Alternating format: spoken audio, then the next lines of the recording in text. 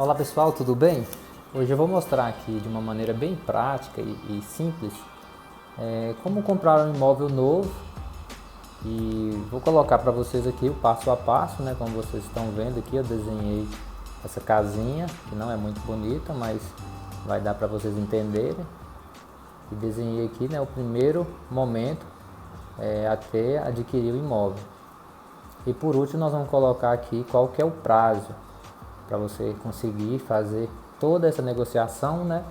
Falando de financiamento, e vamos falar cada passo, como é esse degrau até chegar no seu imóvel. Vamos lá? Então, a partir do momento que você decidiu que quer comprar um imóvel, é necessário que você faça suas pesquisas no site.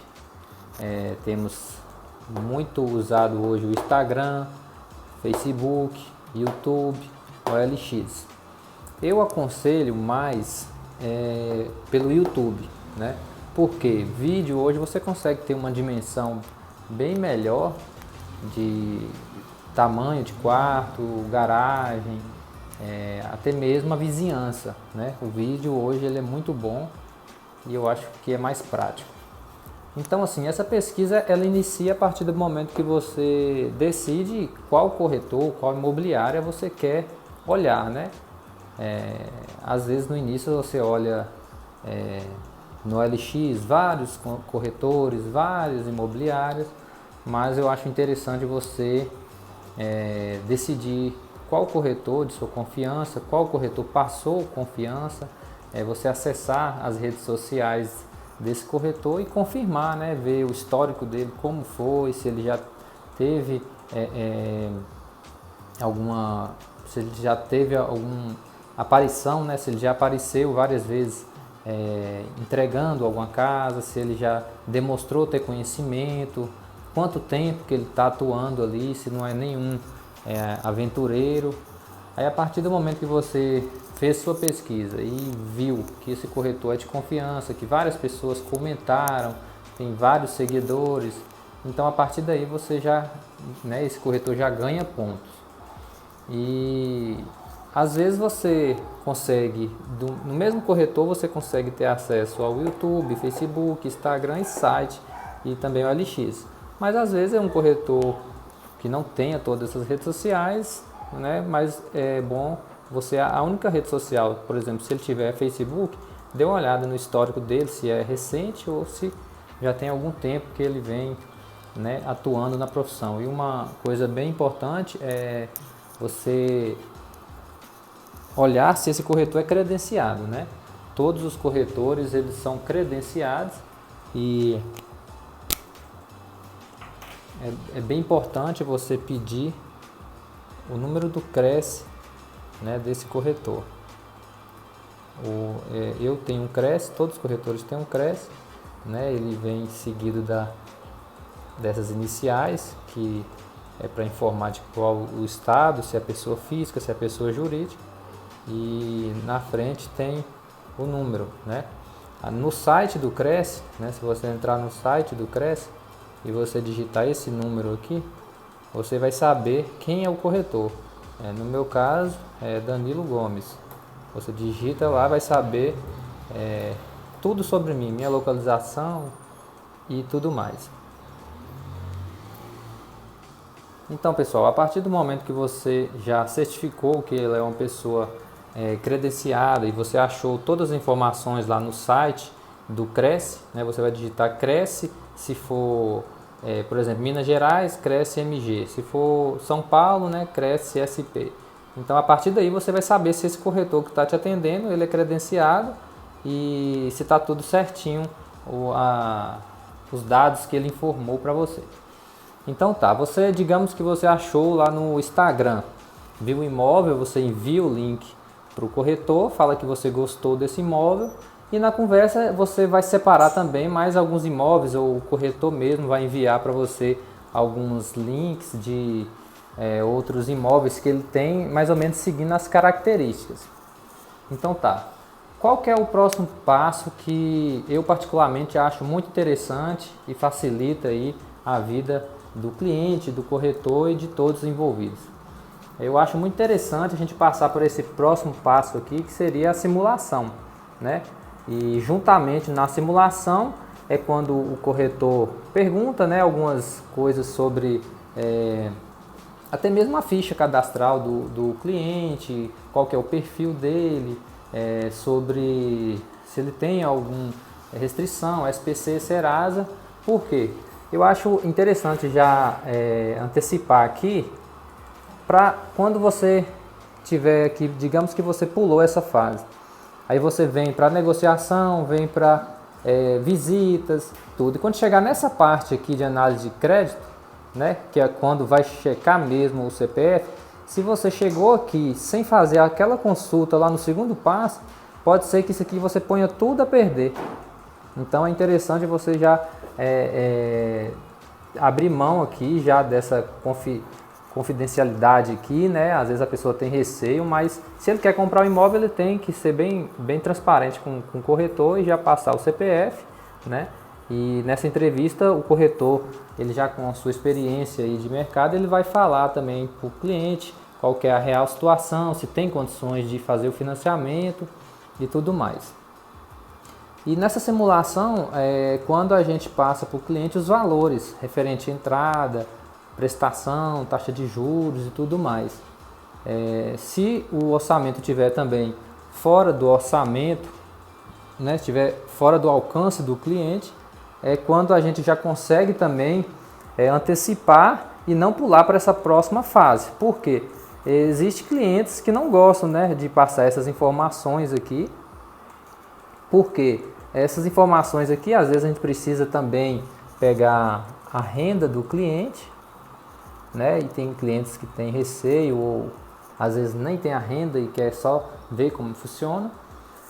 E se a gente pular dessa fase aqui para essa, a gente perde tempo e também acaba frustrando aí o que o cliente está querendo, né? Que é conseguir realizar a compra do imóvel. Então é bem interessante a gente seguir aqui cada passo desse para não antecipar e perder tudo. Então agora a gente vai para a negociação. Depois que a gente fez a simulação e ficou tudo aí próximo ou dentro do orçamento que o cliente quer, a gente passa para a negociação. Quando eu falo próximo, por quê? A gente pode chegar na hora da negociação e acertar os valores, às vezes questão de entrada, você dá um valor, um sinal e parcelar a sua entrada. A gente combina um valor de uma prestação para você pagar esse valor referente à entrada. E se vai ter taxa de juros ou não nesse parcelamento, se vai ser cheque, se vai ser promissória, como vai ser. Ou até mesmo se vai entrar algum veículo, né? Moto, carro, terreno, o que seja. Então depois que a gente fez a negociação e deu tudo certo, a gente agenda uma visita, que é agora que a gente chegou na visita, né? Depois de passar por todos esses passo a passo aqui, a gente chega na visita já sabendo qual o valor do imóvel, né? Vou colocar aqui, ó, valor do imóvel que esse cliente pode comprar, né? Então, voltando aqui, se a gente faz aqui uma simulação de um imóvel até 190 mil, fica dentro do orçamento, então a gente pode mostrar o imóvel até esse valor. Agora, se a gente pular essa etapa e vir para aqui e mostrar imóvel de 200, 300 mil, a gente perde às vezes aqui, né, esse tempo, né, perde todo esse trabalho porque o cliente tinha um poder de compra às vezes menor. Então depois que você agendou a visita, gostou do imóvel, às vezes acontece do primeiro imóvel agradar o cliente, né? Isso não é difícil. Se o corretor aqui no início, né, nessa entrevista, nessa simulação, já sacou ali o que o cliente está buscando, quais são os gostos dele, então pode acontecer, né, que nessa primeira visita aqui, o corretor já acerte o imóvel no perfil do cliente. Inclusive hoje aconteceu comigo dessa forma, eu conversei um pouco antecipado com o cliente, quando eu fui mostrar a casa, o primeiro imóvel que ele gostou, ele já comprou. Não era financiamento, era à vista, mas é um caso que se encaixa aqui no que eu estou falando. Então tá, aí o cliente agendou a visita, gostou do imóvel, tudo certinho, negociação, simulação, tudo encaixou perfeito, a gente parte para análise de crédito. Por que a gente já não assina o contrato? Acontece muito aqui, quando se fala de financiamento, que envolve todo o histórico financeiro do cliente, acontece muito, né, de alguns pularem essa etapa, partir para o contrato e lá na frente, na hora de voltar na análise, a análise ser condicionada ou às vezes não aprovar, aí tem que fazer um distrato. Então tem que voltar a assinar, fazer distrato, e isso é uma dor de cabeça e pode ocasionar aí muito estresse e acaba que não compensa. Então, eu acho bem interessante a gente fazer essa análise de crédito, né? Ela geralmente não tem custo, somente a análise de crédito. Aí aprovando, a gente fala pré-análise, né? Aí aprovando o crédito do cliente, né? Esse crédito pode ser aprovado ou no correspondente bancário, ou diretamente na agência, ou agora recentemente, né? Eles liberaram o aplicativo também. Não está muito usado, mas já tem essa opção.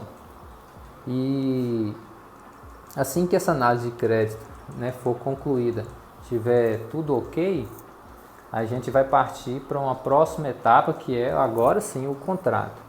Na assinatura do contrato, a gente vai olhar toda a descrição, né, as informações do vendedor, da construtora, se está correto, a forma de pagamento, né, que já foi mais ou menos já adiantado aqui nessa parte, e os dados do imóvel, né, se vai bater endereço, se vai dar tudo certo aí em questão da área construída, se o projeto está aprovado, se está tudo ok. E depois que esses dados estiverem tudo correto, o contrato perfeito, é a hora da assinatura. Então você assina esse contrato, né, que é o contrato de compra e venda. Logo em seguida, como já está assinado o contrato, aqui também, pessoal, entra a parte do sinal, né? Essa hora aqui que as construtoras gostam de pegar um sinal para fechar, né, o contrato e não ter, às vezes, um risco de desistência e tudo mais. Mesmo a gente sabendo que contrato assinado e não tendo dinheiro envolvido, que a gente consegue, né, ser restituído, abrir um processo contra isso, mas para evitar isso, geralmente as construtoras pedem um sinal.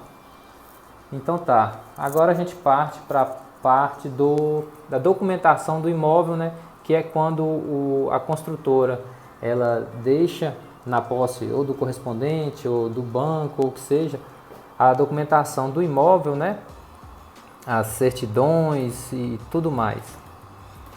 Então a partir daí a gente consegue fazer o pedido da engenharia, que é quando o engenheiro vai até o imóvel, faz toda a análise do imóvel e vai falar quanto que o imóvel vale, né? Aí que vai sair o valor do imóvel.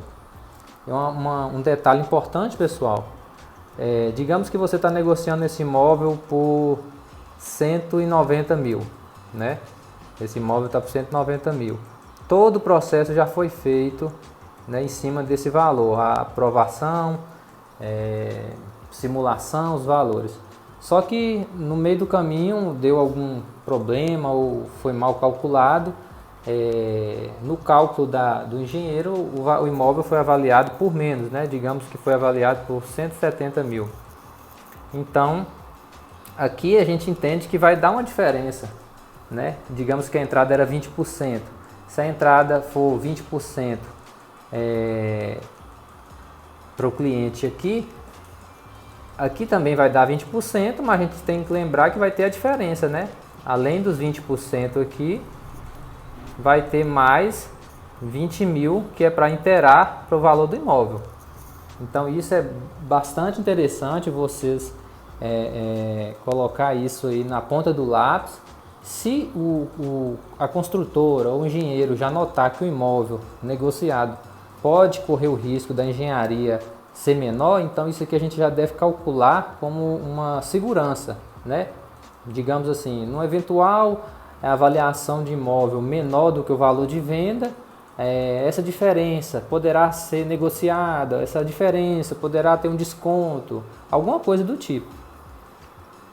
Então, vocês entendem que se a entrada do cliente, digamos que foi 20% aqui, né? Então aqui vai dar 38 mil. E 20% aqui dá 34 mil. Então, se ele comprar um imóvel com essa avaliação, ele tem que dar os 34 mil mais 20, que vai dar 54 mil. E aqui ele daria só 38 mil. Então essa diferença que vai acabar influenciando na negociação e pode haver um distrato também. Então tá, vamos parar de falar aqui um pouco, senão vai confundir. Vamos falar aqui sobre a conformidade. Depois que está tudo ok aqui nessa parte de engenharia e já passou para a parte da documentação, já quase final, é quando você assina, né, a pasta com toda a documentação, com seus documentos pessoais, documentos do imóvel, engenharia e tudo mais. Essa documentação ela é analisada, né, pela central dos bancos, né, depende de qual banco você vai financiar. Depois que a central avaliar, ela vai emitir a conformidade, e essa conformidade quer dizer que deu 100%, né, que está ok e que é hora de marcar a assinatura. Então você agora, após a conformidade, você vai, vou ter que colocar aqui, assinatura com o banco, né? Aí você assina com o banco.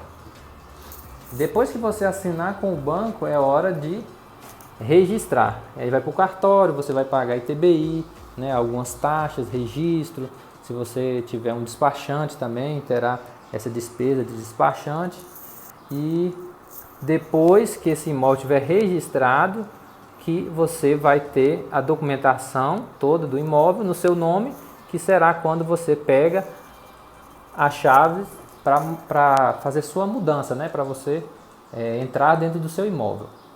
E aqui, pessoal, tem um detalhe, que tem algumas construtoras, alguns vendedores que na assinatura junto com o banco, aqui nesse passo aqui, após assinar com o banco, eles entendem que já é um contrato assinado, que já está seguro, né, a negociação, e aqui eles já entregam a chave do imóvel. Então antecipa aí até 30 dias, né, o prazo da entrega das chaves final. Então isso é acordado antes do contrato assinado, na negociação bem no início, e isso aí não é comum.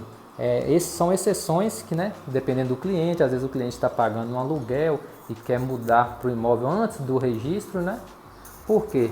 Às vezes pode ocorrer algum erro aqui no registro, alguma inconformidade e acabar atrasando, ou não sei, algum problema. Comigo nunca aconteceu, mas pode ser que aconteça algum problema aqui e chegue a perder tudo.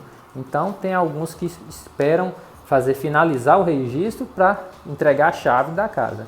Outros não, outros já entregam antes. Lembrando que quem entregar antes tem que fazer toda aquela transferência de água, luz, e às vezes gera dor de cabeça, então eles esperam também um registro. E depois do registro, pessoal, às vezes você acha que registrou, que o proprietário já recebeu o dinheiro, que ele já está com dinheiro no bolso e está enrolando em entregar a chave. Não. Depois que faz essa parte aqui, ó, tem um processo aqui que é a parte de conferência do banco, né? O banco ele faz uma conferência, que é para ver se está tudo ok. Aí sim que ele vai fazer o pagamento. Geralmente aí são 3 dias. Isso é uma média. Então depois de registrar ainda essa documentação volta para o banco para fazer uma conferência para sim pagar o construtor, né? Que aí ele faz a entrega das chaves para você ficar já em posse do imóvel. Aqui eu coloquei também e falei qual é o prazo. Isso aqui é bem relativo, esse prazo desse início até a entrega das chaves, porque pode ocorrer muitos erros, né? Por exemplo, a engenharia, às vezes em uma semana você consegue a engenharia, o laudo da engenharia, mas às vezes gera 2 semanas ou mais. Análise de crédito, pode ser que você faz no mesmo dia, às vezes uma semana. Pode ser que a visita, né, você visite 2 imóveis, ou o primeiro e já compra. Então é um prazo, eu posso te falar um prazo médio. Eu já entreguei imóveis com 30 dias ou até menos de 30 dias, né? A gente pulou essa etapa aqui, né? Foi a assinatura já com o banco, e depois da assinatura do banco já entregamos as chaves. Mas é igual eu falei, o procedimento correto é esperar todas essas etapas. Então, esse prazo que geralmente, se for esperar tudo fazer bem certinho, é aproximadamente aí 60 a 90 dias. Mas como eu já disse, eu já entreguei chaves aí com menos de 30 dias. E passando por todas essas etapas, só pulou, né, o cartório e já foi direto para chaves. E depois sim saiu a documentação e foi entregue ao cliente. Então é mais ou menos isso. Eu posso colocar aqui então, para ficar mais ou menos certo, né? Isso aqui vai depender. Então eu vou colocar aqui a partir de 30 dias, né? Se ocorrer perfeito. Então, pessoal, somente no caso específico que eu falei que a gente entregou o imóvel antes do prazo. Mas se for fazer todas as etapas, né, considerando aí às vezes um atraso ou outro, então é bom considerar aí em torno de 60 dias para passar por essas etapas. Tudo bem? Espero que vocês tenham gostado aí da nossa explicação. Então, espero ter sido transparente. E em breve eu volto com mais informações, mais um passo a passo aí de como comprar seu imóvel. Um abraço e até a próxima. Tchau, pessoal.